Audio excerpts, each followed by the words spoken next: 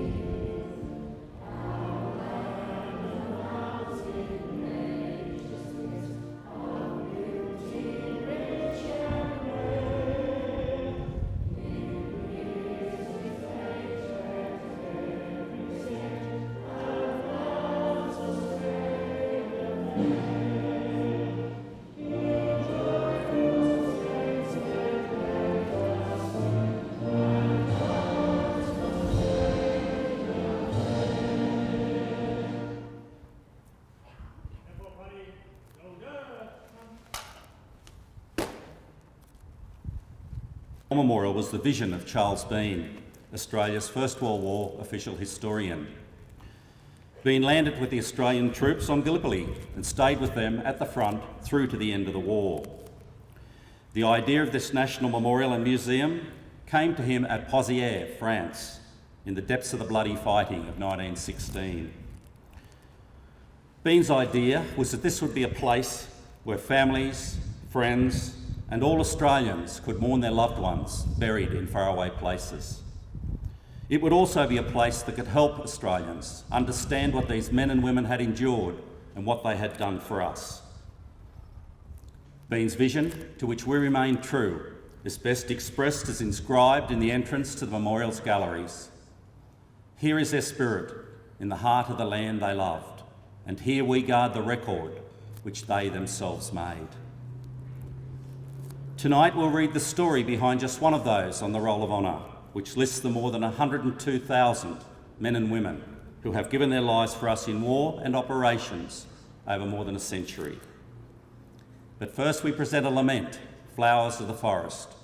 Wreaths and floral tributes will now be laid at the base of the Pool of Reflection.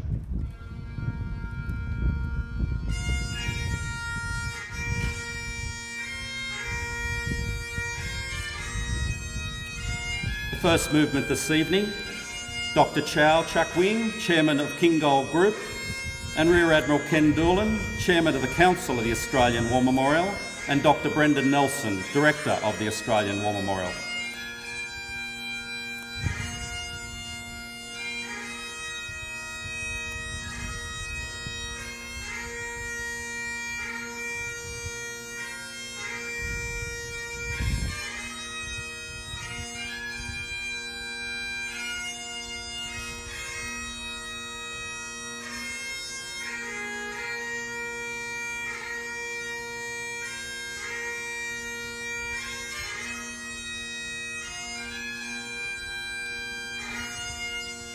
Brigadier Charles New, Wing Commander Anthony Kwa, Major Jason Lee, and Lieutenant Colonel Victor Tian.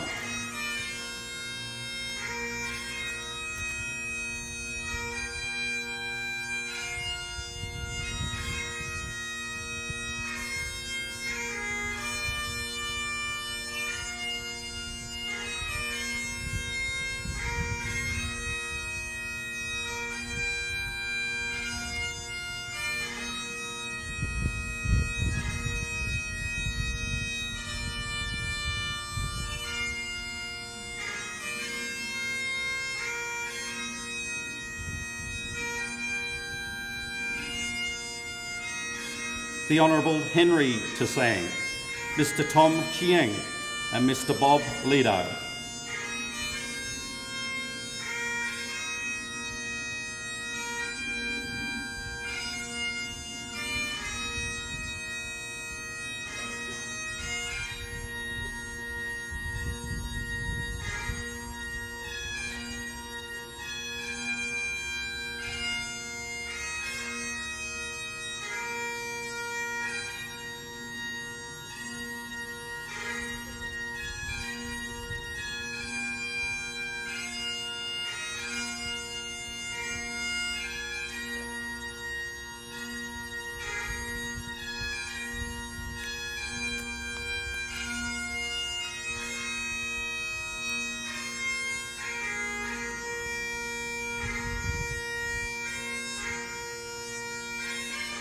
Visitors and students to the memorial will now lay wreaths.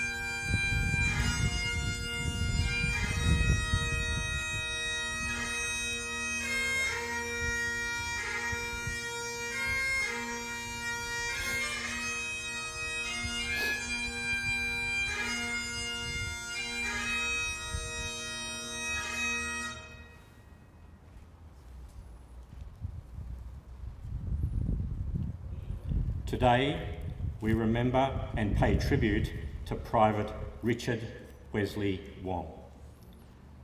Richard Wong was born in Ringarooma, Tasmania in 1888. He was the third son of Bartholomew Wong Poo and his wife Emma Jane. Richard's father was a missionary to the Chinese population in and around Ringarooma and supported his family on a wage of voluntary contributions to his work. His father's English was not very good, and so although Richard's mother was of European descent, his upbringing was centred in the Chinese community. Like his father, Richard was a quiet man. The family moved back to Victoria, where his parents had married in 1877 and settled in Beechworth,